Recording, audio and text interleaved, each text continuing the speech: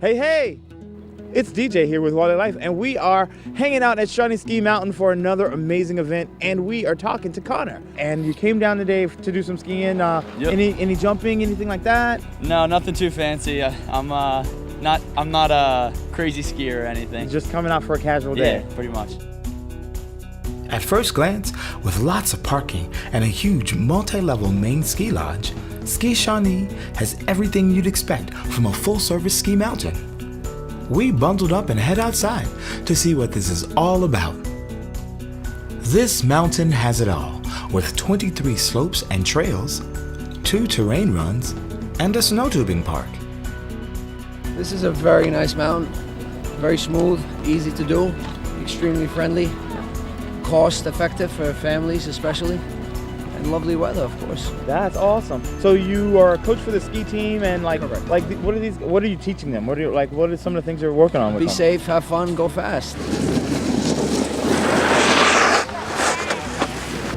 To top it off, this mountain has an elevation of 1,350 feet with a 700-foot vertical drop and affordable rates for families and discounts for groups of 15 or more. No wonder it's called the Poconos' favorite family ski resort. Today, I don't know, saw the price. Usually I'm all around the Poconos. Cool. I hit Shawnee. It's beautiful though, love it. Great mountain to be on. Can't go wrong. We hop on a lift, then head down the mountain to take in all that Ski Shawnee has to offer.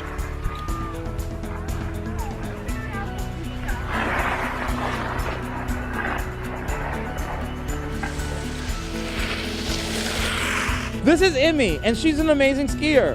How long have you been skiing? Maybe about 5 or 4, I guess. And how old are you now? I am 8. So 3 years. We love skiing on the snow because it's so fun and relaxing on the lift. Okay, cool. And what do you like about it? Great runs, a lot of open space, good family mountain. My kids are taking the class right now. Couldn't ask for better weather, couldn't ask for a better mountain. That sun's bright, isn't it? Cool, so how long have you been skiing? For about a year. For about a year? Yeah, this is his first time up this mountain though. And you had fun? Yeah. It was good? Yeah. Yeah, all over there.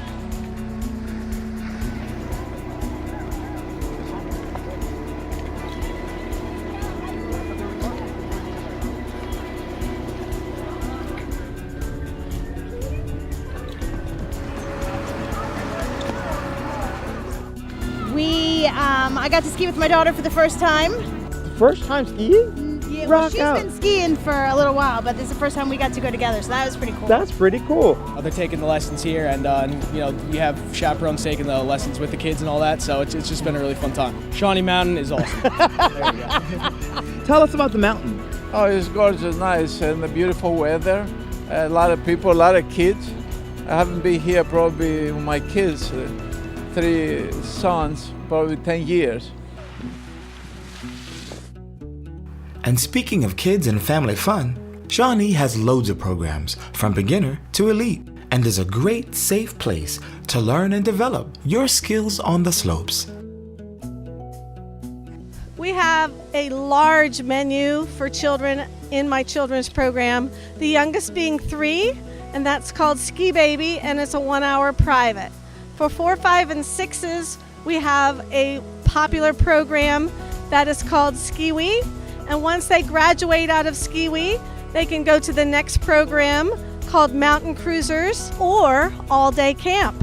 If they come for the full day program, they eat lunch with their instructor and spend the entire day with their instructor. We have another program for kids who want to try something different called snowboarding, and that is called Young Riders, for all levels, from first timers up to advanced snowboarders. And we go up to the age of about 15. Once they hit 16, 17, then they move on to the adult programs. For the outdoor adventurers, the 2 terrain parks offer loads of challenging twists and turns, like this tabletop and many of its rails, rainbows, and barrels.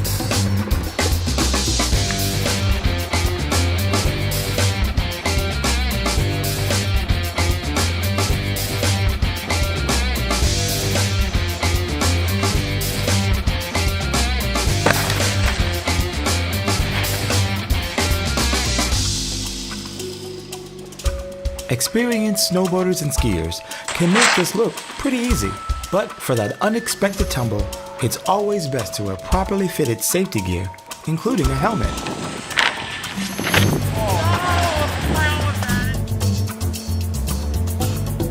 After some high-flying fun in the terrain parks, we check in with 2 members of the Shawnee Mountain Ski team. We are part of the Shawnee Mountain race team. Cool. So we race and go to other mountains and compete. So how'd you guys do today? Pretty good. A lot of fun. A lot of fun. Like, what kind of racing are you talking about? You talking about Alpine. slalom? Alpine? Yeah, GS slalom. Not so competitive? You can simply break up the day and head over to the Pocono Plunge for a fun and easy snow tubing session.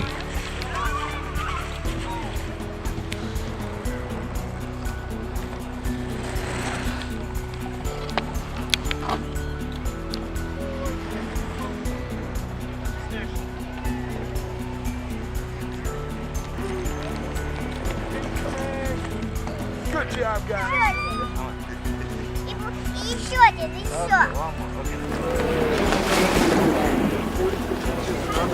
The height of this tube is a foot over. That's why you gotta have it.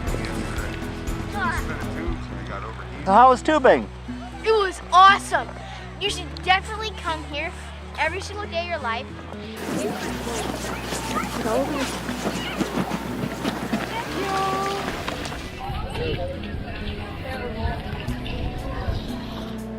As the sun sets on Shawnee Mountain, a whole new crew of skiers and snowboarders come out to enjoy an evening on the slopes.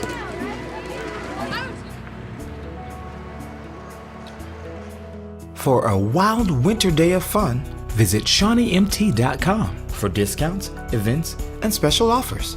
Be safe, go fast, and have fun.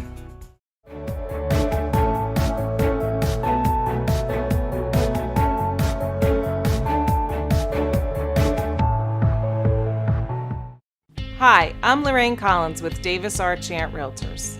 With over 50 years of serving the Lake Wallenpaupack region, Chant Realtors sells more homes by volume than any other realtor in the area. The Lake Wallenpaupack area is an attractive place to live because of its low taxes, great school districts, and beautiful scenery. Agents at Davis R. Chant Realtors have an extensive knowledge of the local market and experience with everyone from first-time home buyers to experienced investors. Chant uses a variety of print media, billboards, open houses, and national websites to promote properties and reach buyers. We work with sellers to put together a thoughtful but aggressive market plan tailored to each home individually. Here at Chant, we know that working together and providing channels of communication and feedback is important for the best outcome when selling your home. We provide a unique feature called Seller's Dashboard to our sellers, which allow you to view up-to-the-minute online information about your home, including how it is being marketed, how often it is being shown, and notes from agents and buyers. If you are ready to relocate, upgrade, downsize, or know anyone who is considering the Lake region, please stop by or call Davis R. Chant Realtors at 570-226-4518 or visit us online at chantre.com. i2 Print is your premium printing service for all your professional printing needs. We'll help you throughout the printing process from design to distribution. With bookbinding abilities, we'll be able to help you get the word out or promote your business with branded assets and products.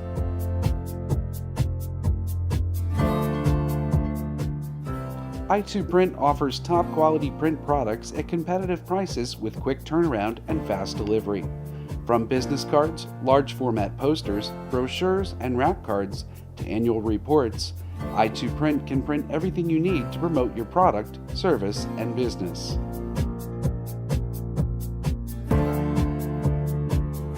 With the best printing technology available today, we live up to our tag: service, speed, and success. Choose i2 Print for your next printing project.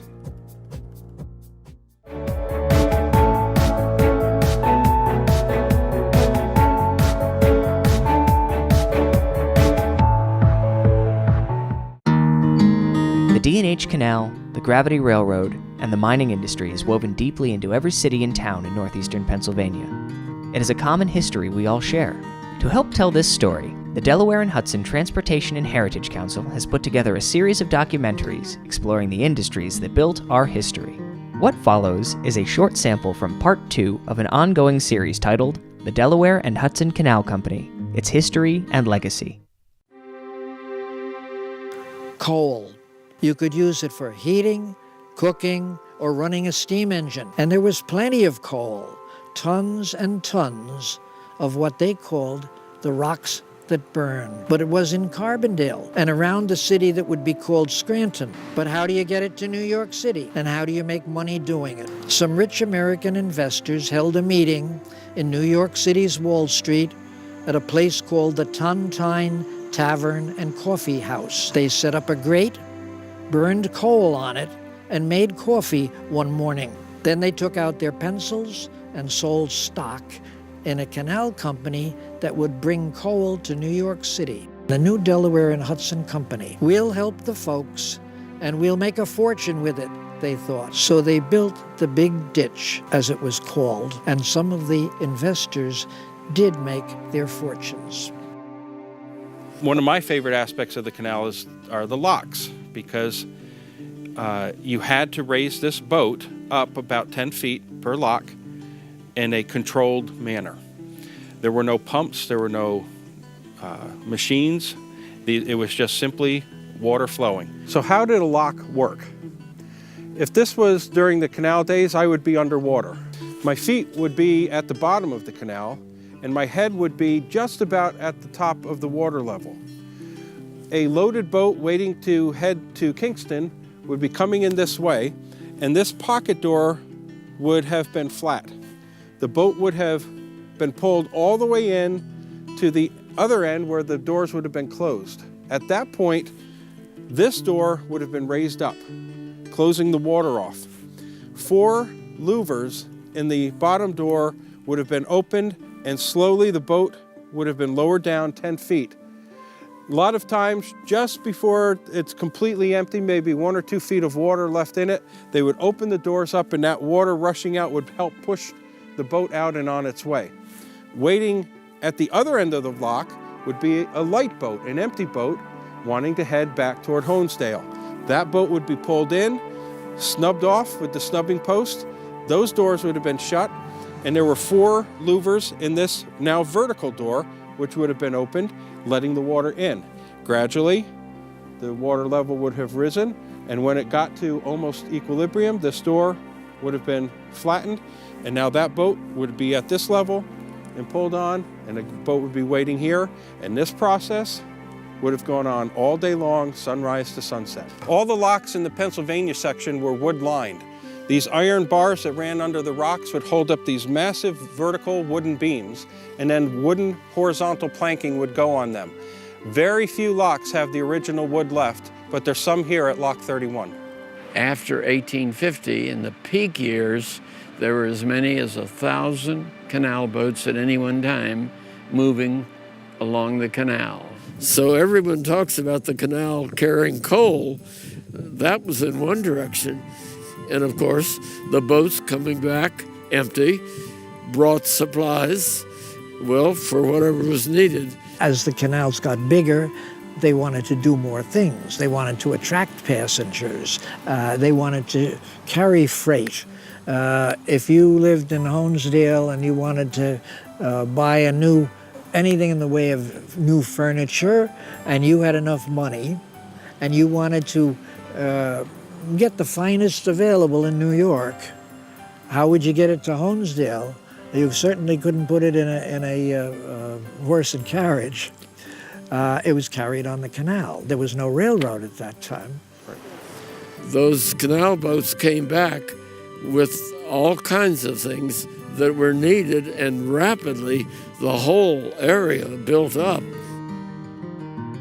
To learn more about our area's rich industrial history, contact the Delaware and Hudson Transportation and Heritage Council, visit your local museum, or take a trip to one of the numerous historical sites located all throughout the lake region.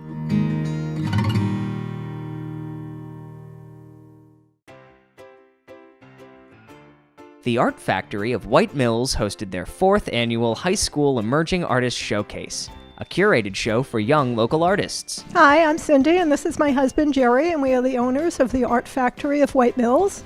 And welcome to our 4th Emerging Artist Showcase for high school students. This event came about because we were looking for a way to give back to the community. And it seemed like a really great idea, and I think it is. We are a gallery with over 60 local artists, and this gives us a chance to show off the soon-to-be new artists.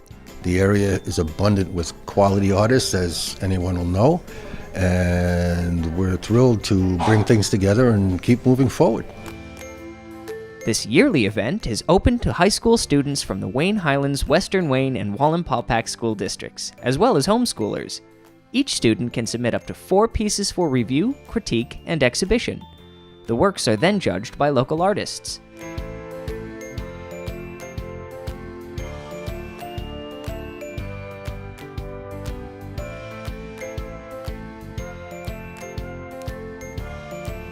Let's hear from some of this year's emerging artists. I've been doing my work for a while, since like 6th grade.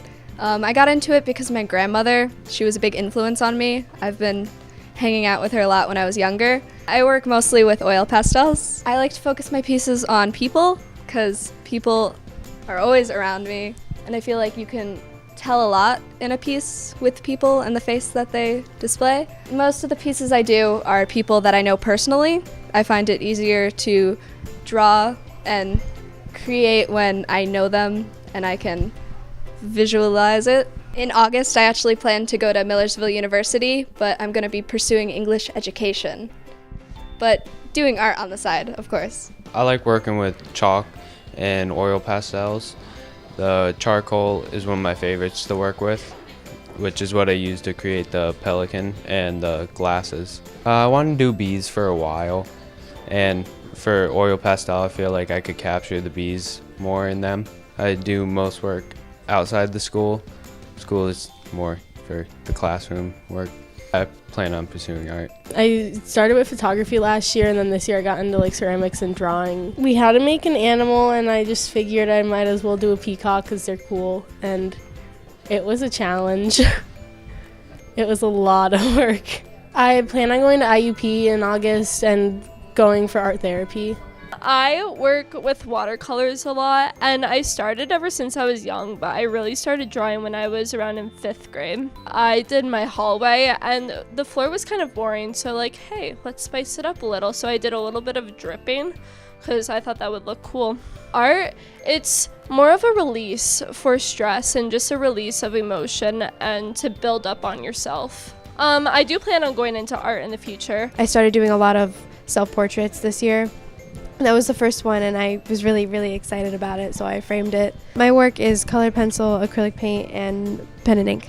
I have a lot of emotions, and a lot of my art is inspired by the music I listen to. After school, I'm going to apprentice in a tattoo shop in Scranton, Slinging Ink. I think that's where I can mostly be myself because I have piercings and I want to have a lot of tattoos.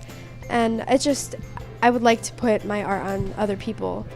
And that's just what I wanted to do for a while.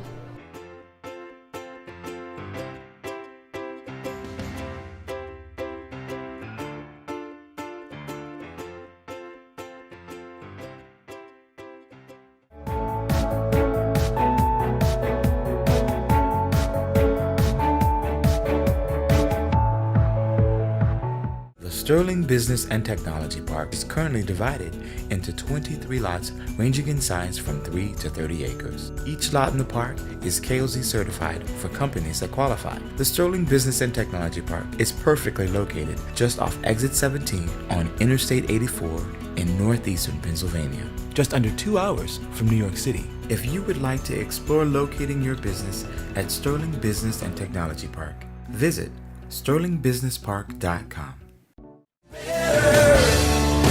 Hey folks, do you wonder why you see so many B&B Chrysler, Dodge, Jeep, and Ram vehicles here in the Northeast? It's no secret, ask the owner. You'll find out B&B Chrysler, Dodge, Jeep, and Ram in Honesdale not only offers great deals, but you can't beat the knowledgeable and friendly sales staff and the exceptional factory-trained service technicians. Going shopping for a new or used vehicle? Stop by B&B Chrysler Dodge Jeep and Ram in Honesdale and make a deal. Get pre-approved. Check out our inventory. Go to bnbdodge.com, or better yet, visit our showroom at 125 Grandview Avenue, Honesdale. B&B Chrysler Dodge Jeep and Ram. You'll love your new car or truck if you get it from B&B. B&B, better and better.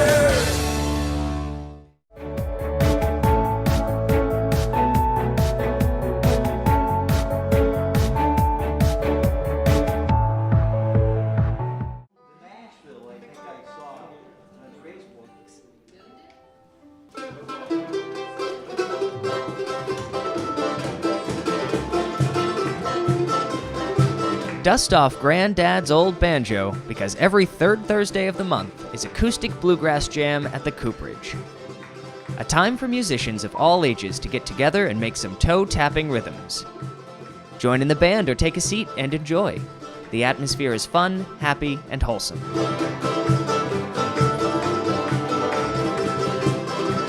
This is the acoustic night on the third Wednesday, so if you want to do the acoustic stuff, and if you play music and you have an instrument like bluegrass, come out and bring your instrument, and you don't have to do a solo or anything. If you just want to go and strum along, just show up here. It's the Cooperage is just it's just a wonderful community. We've been doing this now going on, I guess, 5 years now, and so it's been good. I mean, we had a pretty good run, and we have a good bunch of people, a good core of regulars, and you just come out and have a good night of music for 2 hours a month. We give a chance to people to be a star or just kind of sit back and do their thing.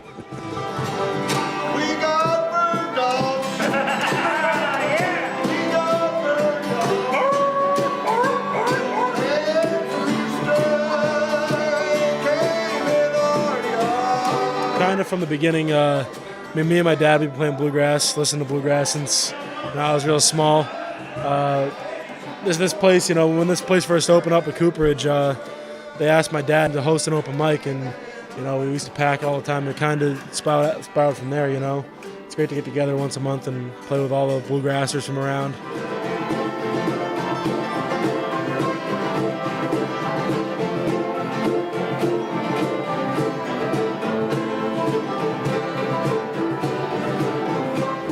It's really cool that so many different musicians can come together in one place and just gel together so well. Music is a language that musicians and everyone, it's in your heart, it's in your soul, and it's something that can be shared. And it doesn't matter what language you speak or where you come from, music just gels everybody all together.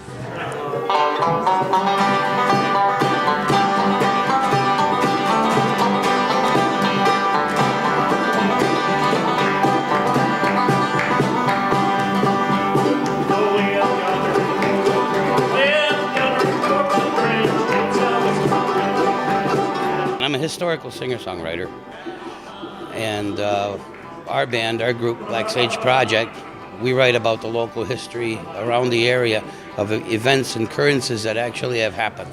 When the weather's good, we're here. We'll make it. We'll make an effort to come here. And we have a good time here. I mean, it's open to all the public. It's well open. Whether you're a novice or an expert, we're all here to learn. We're all here to have a good time.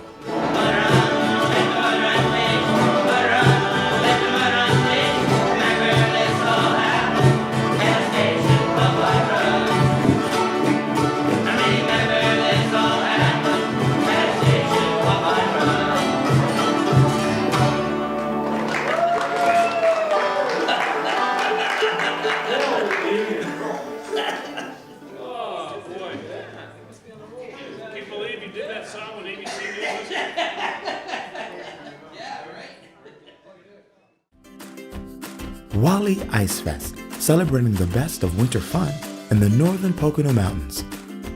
Tourists and community members alike will enjoy getting outside and taking in all that winter on the lake has to offer. The Pocono Pond Hockey Tournament will be a 2-day event comprised of teams with novice and professional experience. For some, there's nothing better than playing hockey outdoors. There's just something about being in nature with no boards or lines that gets you closer to the spirit of the game. This sport is famous for being difficult, but when played properly on frozen ice, during the coldest days of the year, hockey rewards anyone who shows up. In addition to hockey, many will take in some traditional winter fun, like ice fishing. This year, the Ice Fest will also include curling demonstrations. And yes, this is an Olympic sport. Curling demonstrations and games will be set up throughout the weekend on one of the many ice rinks available. And loads of people will come out to see what Wally Ice Fest is all about. So if you're looking for some winter fun, check out the next Wally Ice Fest and enjoy all the things that winter on the lake has to offer. For more information, visit wallyicefest.com. The members of the Pocono Mountains Visitors Bureau greatly appreciate the work they do to help our area grow and develop. And don't forget, if you have visitors to your lake region home, bring them over to the Lake Wallenpaupack Visitor Center. We're open 7 days a week. They can choose from hundreds of brochures and pick up maps of the Pocono Mountains region. And remember to like us on Facebook, and for general information, go to our website at poconomountains.com. So, you want to know what this whole Freedom Boat Club thing is all about? Simply put, we're a club that makes boating, well, simple. Here's how it works. You join the club, you pay a one-time membership fee, and then monthly dues from there on out. And instantly, you get access to a fleet of boats. As a member, their entire fleet is at your disposal. All those things you imagine boating to be suddenly become reality. When you're done, you simply head back to the dock where the boat club staff will be waiting. Leave the boat with them, and that's it.